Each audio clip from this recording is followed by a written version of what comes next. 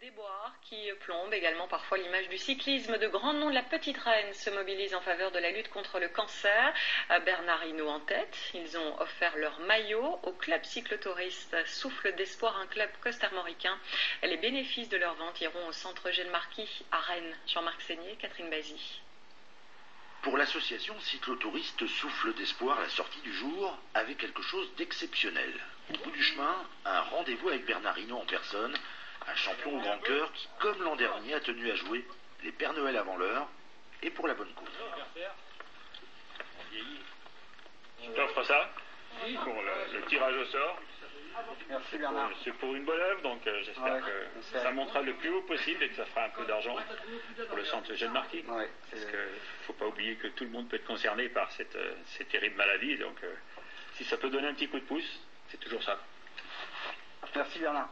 Deux maillots mythiques pour ces passionnés qui, à l'année, roulent pour soutenir la recherche contre le cancer en recueillant des fonds pour le centre Eugène Marquis de Rennes.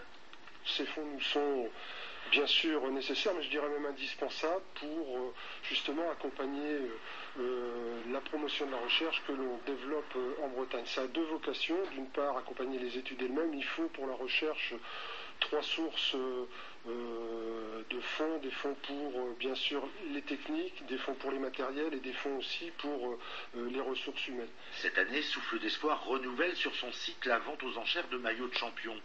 Une initiative qui avait permis l'an passé de recueillir 9 500 €, une somme qui pourrait bien être très largement dépassée au vu des pièces offertes par les cyclistes professionnels d'hier et d'aujourd'hui.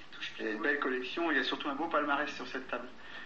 Donc ce sont vraiment des maillots mythiques qui vont ravir les collectionneurs et vraiment les vrais passionnés de cyclisme. Si vous rêvez de revêtir l'une des tuniques portées par Eddy Merckx, Alberto Contador ou bien encore Bradley Wiggins, pour n'en citer que quelques-uns, il faut faire vite. La vente s'achève le 13 décembre.